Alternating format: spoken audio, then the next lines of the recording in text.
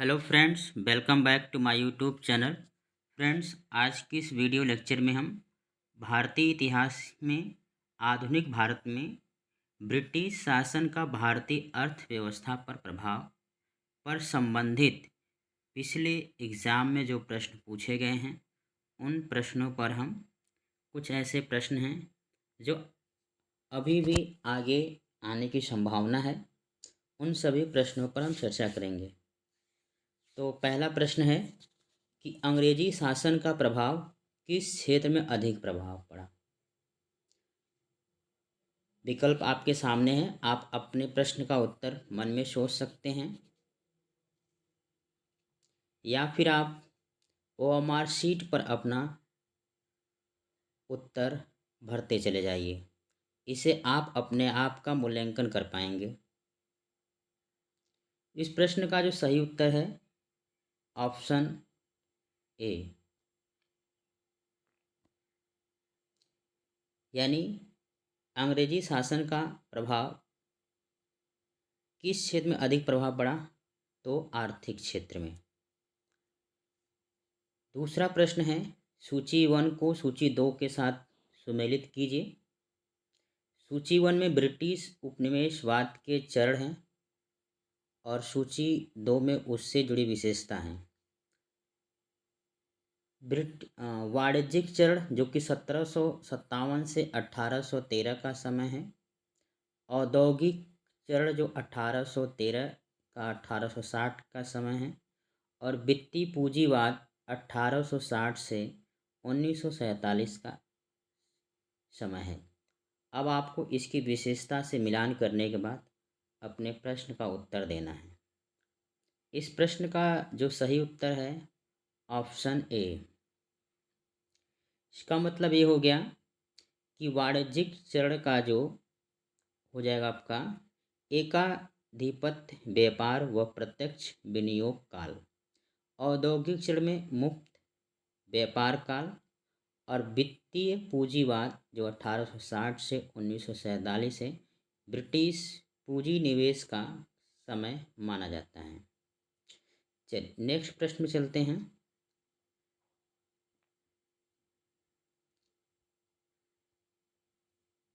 अगला प्रश्न है कि भारत में अंग्रेजों की लूट किस महत्वपूर्ण घटना के बाद शुरू हुई। ऑप्शन ए है प्लासी के युद्ध के पश्चात, बक्सर के युद्ध के पश्चात। ऑप्शन सी है कंपनी को भारत में व्यापार करने की अनुमति मिलने के पश्चात। ऑप्शन डी 1813 के चार्टर एक्ट के पश्चात। इस प्रश्न का जो सही उत्तर है वो है ऑप्शन ए। 1757 में प्लासी का युद्ध के पश्चात ही अंग्रेजों की लूट प्रारंभ होती है। चलिए अगले प्रश्न में चलते हैं। ब्रिटिश काल में भारत में निम्नलिखित में से किस भूराज व्यवस्था को नहीं अपनाया गया। तो ब्रिटिश काल में 3 तरह की भू राजस्व व्यवस्था थी, जिनमें अस्थाई बंदोबस्त, महालवाड़ी व्यवस्था और रैयतवाड़ी व्यवस्था। तो इनमें से जो नहीं थी वो है आपका ऑप्शन डी दहसाला व्यवस्था। अगले प्रश्न पे चलते हैं। अगला प्रश्न है कि भारत में प्रथम रेल लाइन निम्नलिखित में से किसने बिछवाई थी। तो इस प्रश्न का जो सही उत्तर है 1853 में लॉर्ड डलहौजी के समय। नेक्स्ट क्वेश्चन, भारत से ब्रिटेन की ओर संपत्ति के अपवहन ड्रेन ऑफ वेल्थ ये थ्योरी किसने दिया था। तो इस थ्योरी का प्रतिपादन किसने की थी, तो दादा भाई नौरोजी।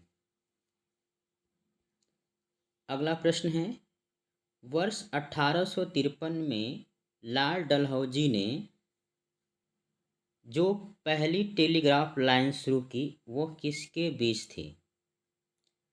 तो ये आपका इस प्रश्न का जो सही उत्तर है ऑप्शन डी कलकत्ता और आगरा के बीच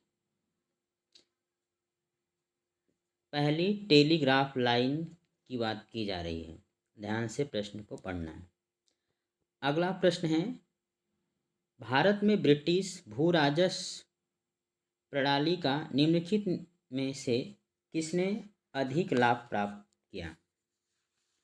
ऑप्शन ए है बटाईदार किसान, सी ऑप्शन डी है कृषि मजदूर। तो इस प्रश्न का जो सही उत्तर है ऑप्शन सी, इनमें सबसे अधिक किसको लाभ होता था? जमींदारों को। भारत में सबसे पहली सूती वस्त्र मिल किस शहर में स्थापित किया गया था? तो इस प्रश्न का जो सही उत्तर है ऑप्शन बी, दिए गए विकल्प के हिसाब से ऑप्शन बी। और इसके पहले कलकत्ता में बंगाल में शुरुआत की गई थी, लेकिन वो असफल रहा था। अगला प्रश्न है कि अंग्रेजों द्वारा बनाई गई भू राजस्व व्यवस्था की निम्न प्रणालियों में से कौन सी कृषकों के हितों का अधिक सुरक्षा प्रदान करती थी? तो इस प्रश्न का जो सही उत्तर है ऑप्शन बी, मद्रास प्रांत की रैयतवाड़ी व्यवस्था। अगला प्रश्न है, किसके द्वारा बंगाल और बिहार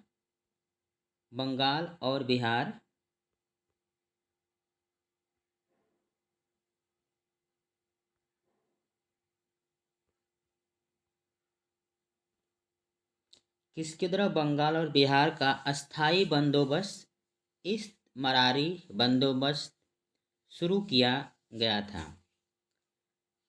इस प्रश्न का जो सही उत्तर है ऑप्शन डी, लॉर्ड कॉर्नवालिस के द्वारा। लॉर्ड कॉर्नवालिस के द्वारा। अगला प्रश्न है, ब्रिटिश सरकार ने भारत में अस्थाई बंदोबस्त कब लागू किया था? अब इसके पहले देखा कि लॉर्ड कॉर्नवालिस ने अस्थाई बंदोबस्त शुरू किया था, तो कब शुरू किया था? तो 1793 में। अगला प्रश्न है, रैयतवाड़ी व्यवस्था कब लागू की गई थी? तो इस प्रश्न का जो सही उत्तर है ऑप्शन सी, 1820 में। रैयत का अर्थ होता है यहाँ पर, रियायत का मतलब किसान होता है, ठीक है, और महाल का अर्थ गांव से है, ठीक है। अगला प्रश्न है, पहली बार औपचारिक रूप से महालवाड़ी प्रथा कब लागू की गई थी? तो इस प्रश्न का जो सही उत्तर है ऑप्शन डी, 1822 में।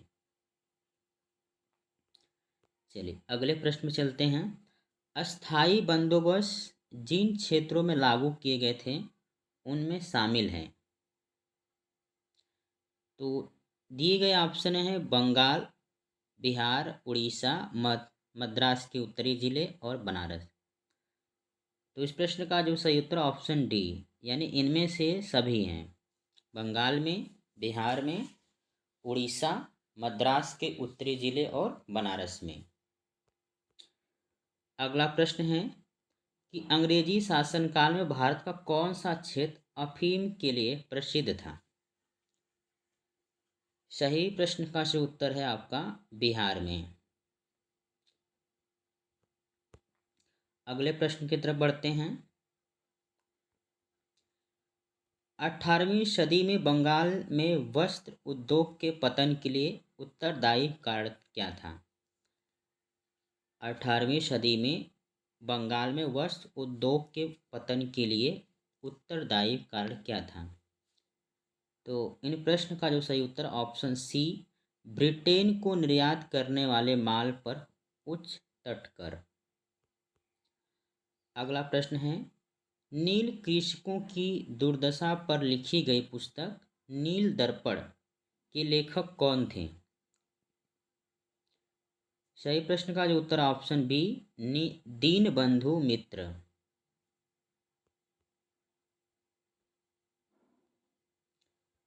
अगला प्रश्न है, अंग्रेजों द्वारा सर्वप्रथम कहवा बागान लगाए गए थे? इस प्रश्न का जो सही उत्तर ऑप्शन डी, वायनाड जिले में। और वायनाड जनपद कहाँ पर है? तो केरल का एक राज्य है, जिला है। अगला प्रश्न है, अंग्रेजी शासन के दौरान भारत के आर्थिक दोहन के विचार प्रतिपादन किसने किया था? तो इस प्रश्न का जो सही उत्तर ऑप्शन ए दादा भाई नौरोजी ने। अगला प्रश्न है, भारत में अंग्रेजों के समय प्रथम जनगणना किसके कार्यकाल में हुई थी? तो पहली बार जनगणना 1872 में लॉर्ड मेयो के समय हुई थी। अगला प्रश्न है, सर टॉमस मुनरो किस भू राजस्व व्यवस्था से संबंधित है? तो किस भू राजस्व व्यवस्था से संबंधित है? तो ऑप्शन सी रैयतवाड़ी बंदोबस्त। और अभी हमने इसके पहले देखा था अस्थाई बंदोबस्त किससे है? तो लॉर्ड कॉर्नवालिस से है। आगे देखते हैं, भारत में प्रथम रेल लाइन निर्माण 1853 किन नगरों के बीच हुआ था? इस प्रश्न का जो सही उत्तर है ऑप्शन बी बम्बई और ठाणे के बीच। अगला प्रश्न है, स्वतंत्रता पूर्व अवधि में यानी स्वतंत्रता के पहले की बात हो कि ब्रिटिश सरकार द्वारा भारत में आधुनिक शिक्षा के प्रसार का मुख्य उद्देश्य क्या था? तो इस प्रश्न का जो सही उत्तर ऑप्शन ए छोटे प्रशासनिक पदों पर नियुक्ति हेतु शिक्षित भारतीयों की आवश्यकता है। अगला प्रश्न है, अस्थाई बंदोबस्त के तहत जमींदार को पूरे लगान भू राजस्व का कितना प्रतिशत राज्य को देना तय हुआ था? सही प्रश्न का उत्तर है ऑप्शन ए 89%।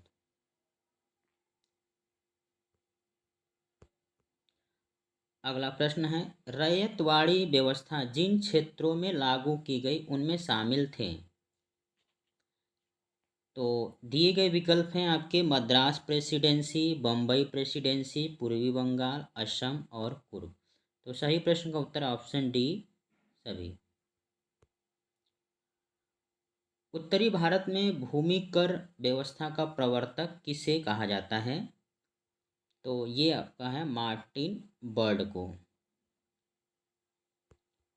अगला प्रश्न है, समस्त अंग्रेजी भारत की सर्वाधिक भूमि पर 51% अपनाई गई भू राजस्व व्यवस्था थी? तो इस प्रश्न का जो सही उत्तर है ऑप्शन बी रैयतवाड़ी व्यवस्था। भारत में उपनिवेशी काल में व्हिटली आयोग का उद्देश्य क्या था? व्हिटली आयोग का उद्देश्य क्या था? ऑप्शन बी श्रमिकों की मौजूदा परिस्थितियों पर प्रतिवेदन पर सिफारिशें प्रस्तुत करना। श्रमिकों की मौजूदा परिस्थितियों पर प्रतिवेदन पर सिफारिश प्रस्तुत करना। नेक्स्ट क्वेश्चन है, भारत में भारतीयों द्वारा 1881 में स्थापित हुआ उनके प्रबंध में चलाने वाला सीमित देयता का प्रथम बैंक कौन सा था? इस प्रश्न का जो ऑप्शन सही उत्तर है option b Awadh commercial bank. अंग्रेजों द्वारा रैयतवाड़ी बंदोबस्त लागू किया गया था। तो इस प्रश्न का जो सही उत्तर हो जाएगा दोनों उत्तर हो जाएगा कि मद्रास प्रेसिडेंसी और बम्बई प्रेसिडेंसी दोनों में। भारत में उपनिवेशी शासन के संदर्भ में 1883 ईस्वी में पारित इल्बर्ट बिल का उद्देश्य था। इस प्रश्न का जो सही उत्तर है ऑप्शन ए जहां तक अदालतों की दांडिक अधिकारिता का संबंध था भारतीय तथा यूरोपीय लोगों की बराबरी पर रोकना। अगला प्रश्न है, सूची 1 को सूची 2 के साथ मिलान करना है। इनका परिभाषा दिया हुआ है कि जागीरदारी प्रणाली क्या है, रैयतवाड़ी प्रणाली क्या है, महालवाड़ी प्रणाली क्या है और जमींदारी प्रणाली क्या है।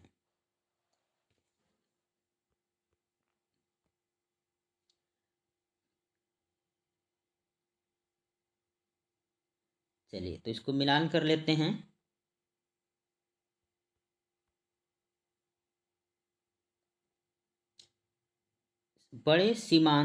बड़े सामंतों को आवंटित भूमि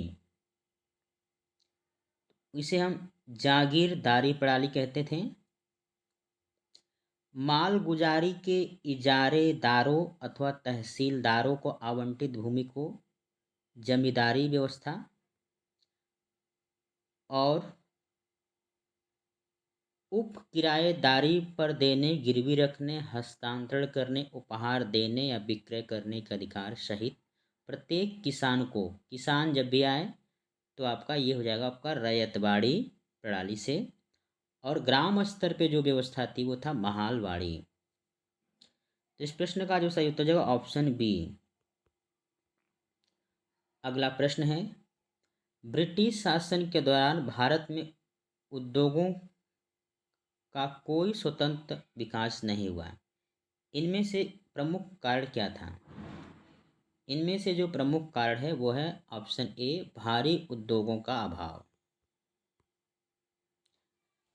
अगला प्रश्न है, यद्यपि भारत के व्यापार पर 1813 के चार्टर एक्ट द्वारा कंपनी के एकाधिकार को समाप्त कर दिया गया, परंतु फिर भी किस वस्तु पर व्यापार के केवल कंपनी के लिए ही सुरक्षित रखा गया? तो सही प्रश्न का उत्तर जाएगा चाय। अगला प्रश्न है, ब्रिटिश ईस्ट इंडिया कंपनी का व्यापारिक अधिकार अंतिम रूप से किस एक्ट के तहत समाप्त किया गया? तो इस प्रश्न का जो सही उत्तर हो जाएगा ऑप्शन बी, 1833 का चार्टर एक्ट। अगला प्रश्न है, अस्थाई बंदोबस्त 1793 के अंतर्गत जमींदारों से अपेक्षा की गई थी कि वे खेतिहरों को पट्टा जारी करेंगे। अनेक जमींदारों ने पट्टा जारी नहीं किए, इसका कारण क्या था? तो इस प्रश्न का जो सही उत्तर है ऑप्शन बी, जमींदारों के ऊपर कोई सरकारी नियंत्रण नहीं था। अगला प्रश्न है, ब्रिटिश भूराजस्व व्यवस्था के संदर्भ में इन कथनों पर विचार कीजिए। पहला कथन है, अस्थाई बंदोबस्त के तहत सरकार ने जमींदारों से हमेशा हमेशा के लिए लगान निश्चित किया, इसी कारण इसे अस्थाई बंदोबस्त कहा गया। रैयतवाड़ी व्यवस्था के संदर्भ में क्या लिखा है? रैयतवाड़ी व्यवस्था के तहत सरकार ने रैयतों से लगान निश्चित किया, यानी किसानों से, इस कारण इसे रैयतवाड़ी व्यवस्था कहा गया। बिल्कुल सही है। महालवाड़ी व्यवस्था के तहत प्रत्येक खेत के आधार पर भू राजस्व निर्धारित नहीं किया गया, मतलब अलग अलग नहीं, बल्कि प्रत्येक महाल, महाल से यहाँ पर आशय है गांव से, यानी सभी गांव से एक व्यक्ति सभी गांव से इकट्ठा करके ले जाकर जमा करना, इस व्यवस्था को महालवाड़ी व्यवस्था कहलाई। यानी अस्थाई बंदोबस्त में जो जिम्मेदार व्यक्ति था वो जमींदार लोग थे। रैयतवाड़ी में जमींदार व्यक्ति प्रत्येक किसान हुआ करता था। और महालवाड़ी में एक गांव, यानी गांव का कोई एक प्रमुख व्यक्ति और प्रत्येक घरों से भूराजस्व इकट्ठा कर ले जाकर जमा करना था। तो इस प्रश्न का जो सही उत्तर हो जाएगा ऑप्शन डी। अगला प्रश्न है, भू राजस्व व्यवस्था और संबंधित व्यक्ति, यानी किस व्यक्ति ने भू राजस्व व्यवस्था लागू किया था? तो अस्थाई बंदोबस्त से जुड़ा व्यक्ति है वो है कॉर्नवालिस, जो कि 1793 में, और चार्ल्स ग्रांट, जॉन शोर, इसमें प्रमुख व्यक्ति है कॉर्नवालिस। रैयतवाड़ी व्यवस्था में प्रमुख व्यक्ति का नाम आता है टॉमस मुनरो, इसके साथ कैप्टन रेड भी।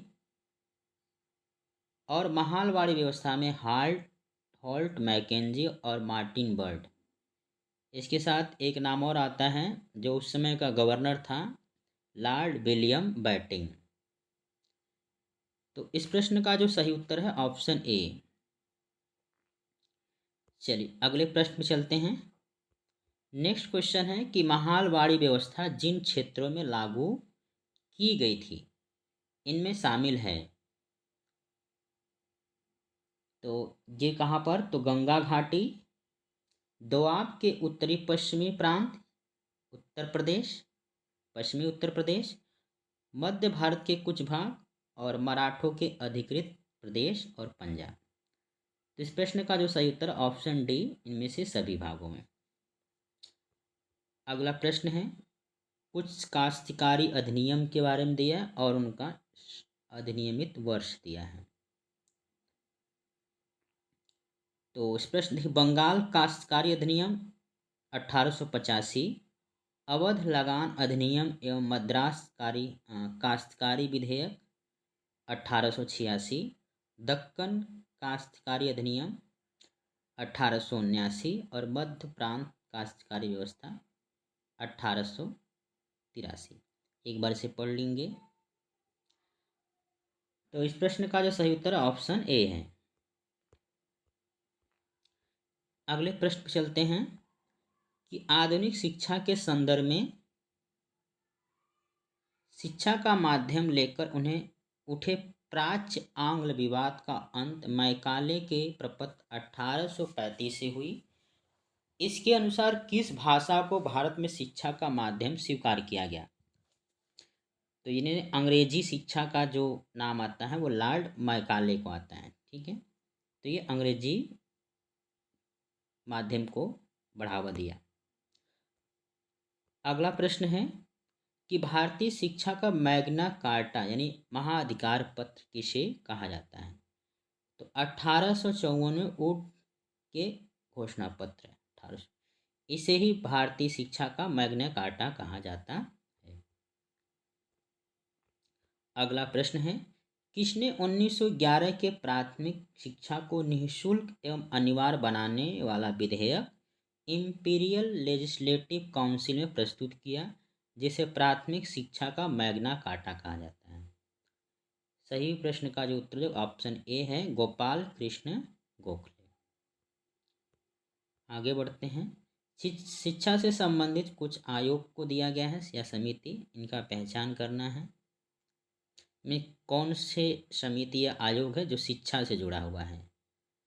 तो इनमें से सभी है, हार्टोंग समिति 1929, लिंडसे आयोग 1929, स्प्रू समिति 1934 और सर्जेंट योजना 1944। ऑप्शन डी इस प्रश्न का सही उत्तर है। आगे बढ़ते हैं, किस सिद्धांत का यह अर्थ था कि शिक्षा के उच्च वर्ग को दी जाए, मतलब शिक्षा किसको दिया जाए? समाज के उच्च वर्ग को दिया जाए और इस वर्ग से क्षण क्षण कर शिक्षा का प्रभाव जन साधारण तक पहुँचेगा। तो इसे कहते हैं अधोमुखी निस्यंदन सिद्धांत। अधोमुखी निस्यंदन सिद्धांत, डाउनवर्ड फिल्ट्रेशन थ्योरी। आगे है, भारत में आधुनिक शिक्षा का जन्मदाता किसे कहा जाता है? इस प्रश्न का जो सही उत्तर ऑप्शन ए, चार्ल्स ग्रांट को। अगला प्रश्न है, हिंदू कॉलेज कलकत्ता 1817 जो कि पाश्चात्य पद्धति पर शिक्षा देने का प्रथम कॉलेज था, जिसका धार्मिक शिक्षा से कोई संबंध नहीं था, की स्थापना किसने की थी? तो ये डेविड हेयर, जो कि राजा राम मोहन राय डेविड हेयर के सहयोग से स्थापित किए थे। आगे हैं कि भारतीय दस्तकारी उद्योग के पतन का कारण क्या था?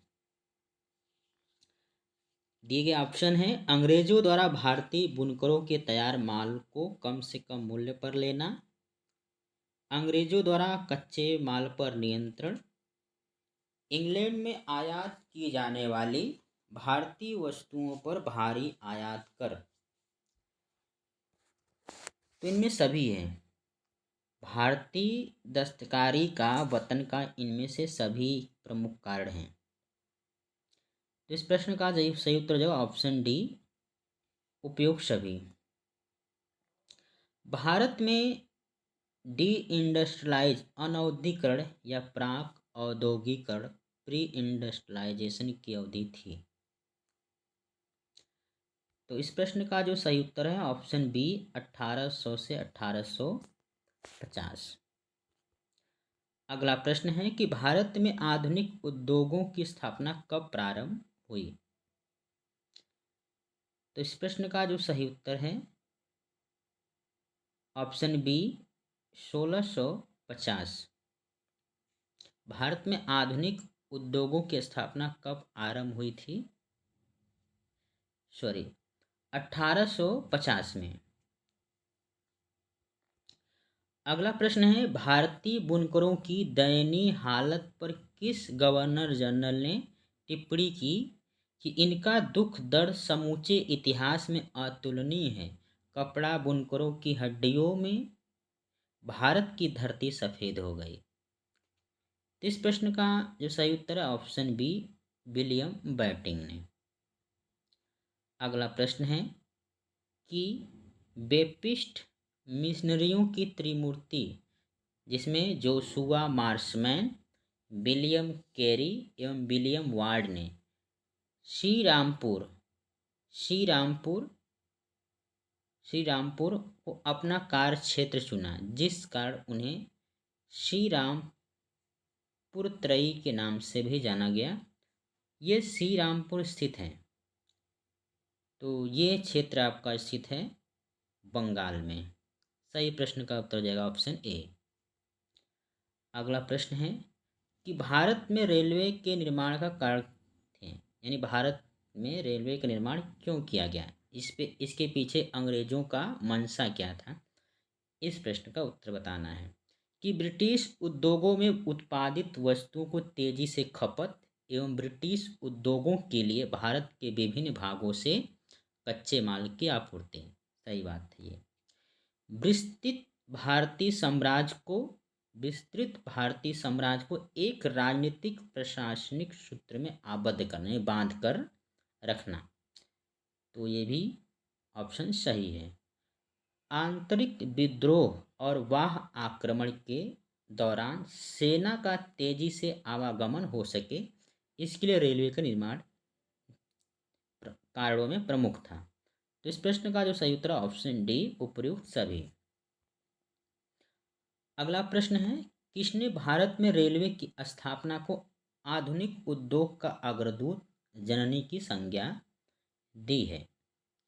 तो इस प्रश्न का जो सही उत्तर है ऑप्शन बी कार्ल मार्क्स। किसने भारत में रेलवे की स्थापना को आधुनिक उद्योग का अग्रदूत अथवा जननी की संज्ञा दी है? तो कार्ल मार्क्स। अगला प्रश्न है, पहली आधुनिक पटसन मिल स्थापित की गई थी?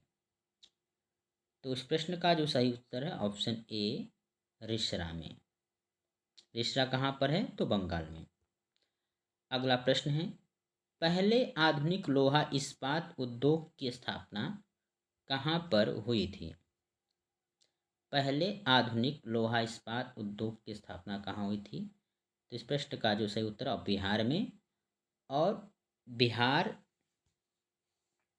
जिसमें से आपका झारखंड अलग हो गया, तो फिलहाल में इस प्रश्न का उत्तर क्या रहेगा आपका? झारखंड हो जाएगा।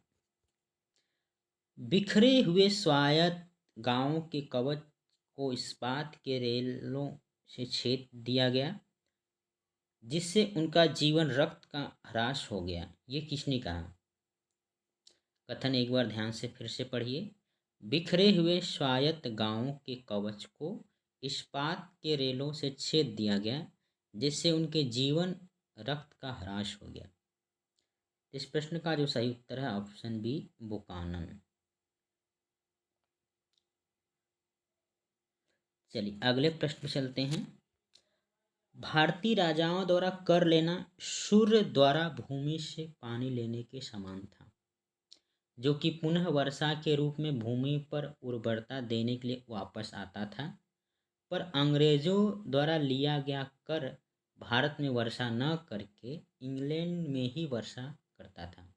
कितने अच्छे कथन हैं, बताइए इस प्रश्न का सही उत्तर क्या होना चाहिए? फिर से मैं इस कथन को पढ़ रहा हूँ कि जो भारतीय राजाओं द्वारा कर लेना सूर्य द्वारा भूमि से पानी लेने के समान था, जो कि पुनः वर्षा के रूप में भूमि पर उर्वरता देने के लिए वापस आता था। पर अंग्रेजों द्वारा लिया गया कर भारत में वर्षा न करके कहाँ पर वर्षा कराता था? इंग्लैंड में। तो ये कथन है आपका आर.सी. दत्त महोदय का। ऑप्शन ए इस प्रश्न का सही उत्तर है। अगला प्रश्न है, हमारी पद्धति बहुत कुछ स्पंज की तरह काम करती है। यह गंगा के तटों से सभी अच्छी चीज़ों को सोख लेती है और टेम्स के तटों पर उन्हें निचोड़ कर गिरा देती है। टेम्स कहाँ पर? लंदन में है। ठीक है, लंदन टेम्स नदी किनारे पर है। तो इस प्रश्न का जो सही उत्तर है ऑप्शन डी, जॉन सुल्लिवान। जॉन सुल्लिवान। आगे बढ़ते हैं। कांग्रेस के किस अधिवेशन में पहली बार कांग्रेस द्वारा मौलिक अधिकारों और राष्ट्रीय आर्थिक कार्यक्रमों से संबंधित प्रस्ताव पारित किए गए? तो इस प्रश्न का जो सही उत्तर ऑप्शन ए, कराची का अधिवेशन 1931, जिसकी अध्यक्षता किसने की थी? तो सरदार वल्लभ भाई पटेल ने। अगला प्रश्न है कि कांग्रेस के कराची अधिवेशन मार्च 1931 की अध्यक्षता कौन किए थे? तो इस प्रश्न का जो सही उत्तर सरदार वल्लभ भाई पटेल ने। अगले प्रश्न की तरफ चलते हैं। अकाल से संबंधित कुछ आयोग का गठन किया गया था और किस गवर्नर जनरल के समय हुआ था? स्ट्रेची आयोग 1880, लियाल आयोग 1897, मैकडोनल आयोग 1900 और वुडहेड आयोग 1943-44 के समय। इनमें से आपको जो भी याद है आप वहां से प्रारंभ कर सकते हैं।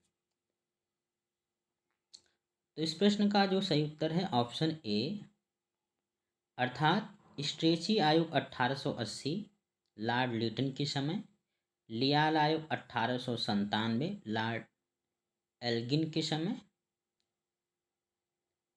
और मैकडोनाल्ड आयोग लॉर्ड कर्जन के समय और वुडहेड आयोग लॉर्ड 1943-44 के समय लॉर्ड वेबल के समय।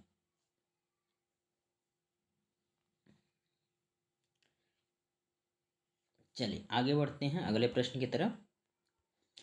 20वीं सदी के पूर्वार्ध में देश का भीषणतम अकाल 1942-43 में कहाँ पड़ा था? ये बंगाल की बात हो रही है। 1942-43 के समय भीषणतम अकाल पड़ा था। अगला प्रश्न है, ब्रिटिश काल में निम्नलिखित में से कौन कौन से उद्योग धंधे विकसित किए गए थे? इस प्रश्न का जो सही उत्तर है ऑप्शन, एक तो जूट और कोयला, लॉ लॉ और इस्पात और सूती कपड़े। इसका मतलब ऑप्शन ए सही है, 1, 2, 3 और 5। अगला प्रश्न है, 1938 के अंत में भारतीय राष्ट्रीय कांग्रेस के अनुरोध पर जो राष्ट्रीय योजना समिति बनाई गई थी, इसकी अध्यक्षता की थी?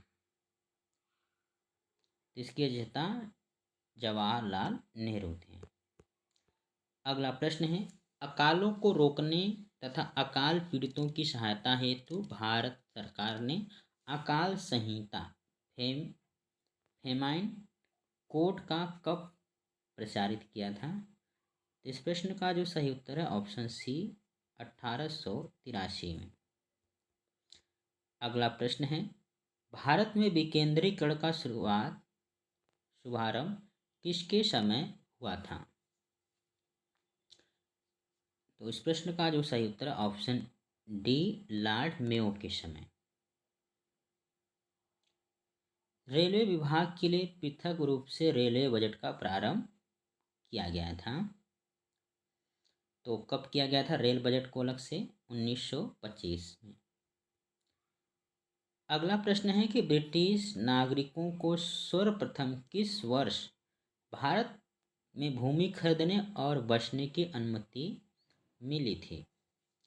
इस प्रश्न का जो सही उत्तर ऑप्शन बी, 1833 में। ब्रिटिश नागरिकों को सर्वप्रथम किस वर्ष भारत में भूमि खरीदने और बसने की अनुमति मिली थी? तो 1833 में। The economic history of India के लेखक कौन हैं? Very very important. The economic history of India के लेखक हैं रमेश चंद्र दत्त। अगला प्रश्न है, भारत में इस्पात का उत्पादन सर्वप्रथम कब प्रारंभ किया गया था? इस प्रश्न का जो सही उत्तर ऑप्शन बी 1913 में। अंग्रेज घुसपैठियों ने भारत के करघे को तोड़ डाला और चरखे को नष्ट कर दिया, यह कथन किसका है? ये कथन किसका है? कार्ल मार्क्स का। अगला प्रश्न है कि दादा भाई नौरोजी ने अंग्रेजों द्वारा किए गए किस कार्य को अनिष्टों का अनिष्ट की संज्ञा दी? तो इस प्रश्न का जो सही उत्तर है ऑप्शन सी धन के निकास। दादा भाई नौरोजी ने अंग्रेजों द्वारा किए गए किस कार्य को अनिष्टों का अनिष्ट की संज्ञा दी? धन के निकास। अगला प्रश्न है, यह कथन भारत और इंग्लैंड के आर्थिक हित प्रत्येक क्षेत्र में टकराते हैं, यह कथन किसका है? इस प्रश्न का जो सही उत्तर ऑप्शन सी जवाहरलाल नेहरू। अगला प्रश्न है कि poverty and British rule in India का लेखक कौन है? इसके लेखक हैं दादा भाई नौरोजी। अगला प्रश्न है कि भारतीय अर्थविदों में शामिल हैं Dada Bhai Naoroji, RC. Dutt, MG. Ranade, DN. Gadgil, Gopal Krishna Gokhale, KT. Shah. तो ये सभी भारतीय अर्थविदों में शामिल हैं। सर थॉमस हॉलैंड के सभापतित्व में भारतीय औद्योगिक आयोग का गठन कब हुआ था? तो सर थॉमस हॉलैंड के सभापतित्व में कब किया गया था? तो इस प्रश्न का जो सही उत्तर है ऑप्शन सी 1916 में। चलिए नेक्स्ट प्रश्न है, पहला औद्योगिक सम्मेलन किस वर्ष आयोजित किया गया था? तो इस प्रश्न का जो सही उत्तर है ऑप्शन सी 1907 में। अगला प्रश्न है, 1925 में सरकार द्वारा गठित भारतीय आर्थिक जांच समिति के अध्यक्ष कौन थे? तो इस प्रश्न का जो सही उत्तर है ऑप्शन डी एम विश्वेश्वरैया।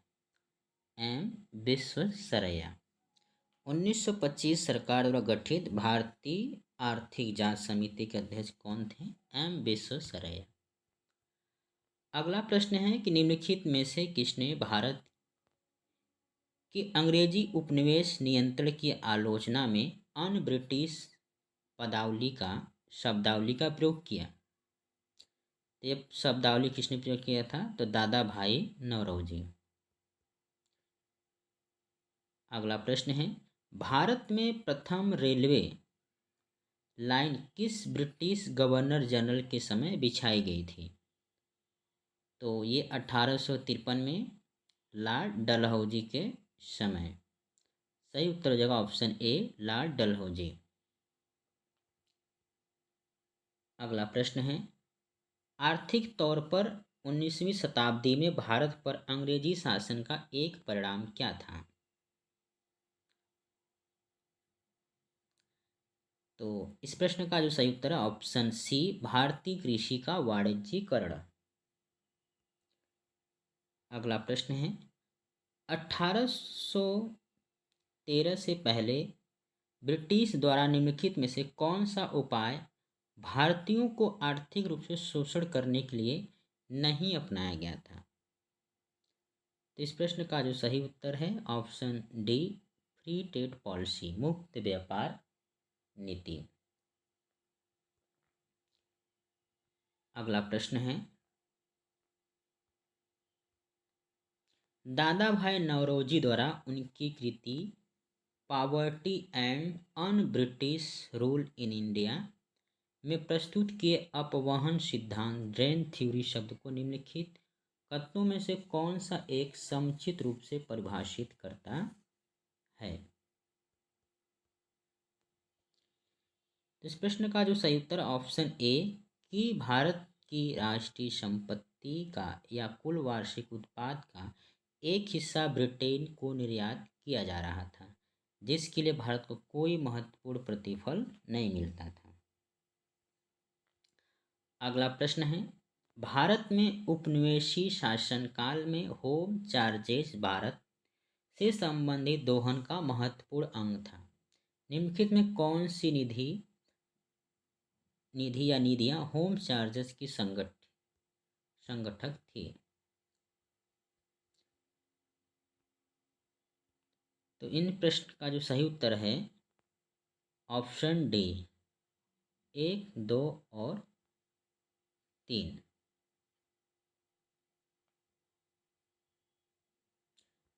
तो क्या है ये, इन्हें पढ़ लेते हैं कि लंदन में इंडिया ऑफिस के भरण पोषण के लिए प्रयोग में लाए जाने वाली निधि, भारत में कार्यरत अंग्रेज कर्मचारियों के वेतन तथा पेंशन देने हेतु प्रयोग में लाए जाने वाली निधि, और भारत के बाहर युद्धों को लड़ने में अंग्रेजों द्वारा प्रयोग में लाए जाने वाली निधि। चलिए अगले प्रश्न की तरफ बढ़ते हैं। किस कंपनी ने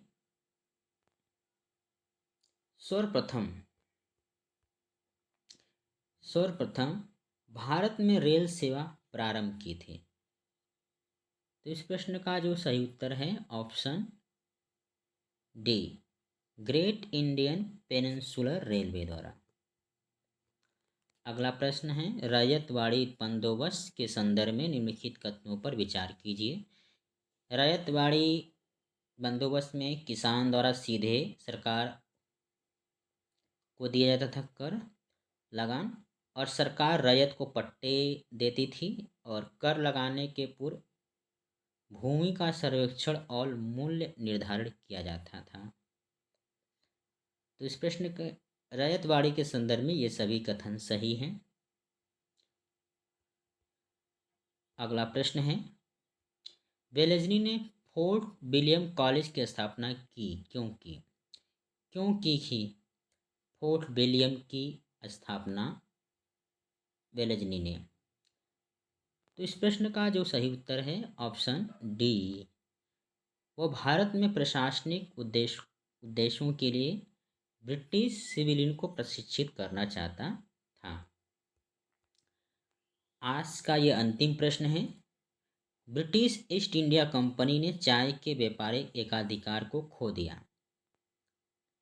चाय के व्यापारिक एकाधिकार को कब खो दिया था? तो ऑप्शन सी 1833 के चार्टर एक्ट द्वारा। तो फ्रेंड्स आज के लिए ही ये आपके जो 90 प्रश्न हैं इसे आप अपने ओएमआर शीट पर भरिए। चाहे तो आप वीडियो को बीच बीच में पॉज भी कर सकते हैं और फिर अपने प्रश्न का उत्तर मिलाइए। देखिए आपके कितने प्रश्न के उत्तर सही होते हैं। आई होप कि ये वीडियो आपको अच्छा लगा होगा। फिर हम जल्द ही अगले वीडियो मिलेंगे, तब तक के लिए जय हिंद।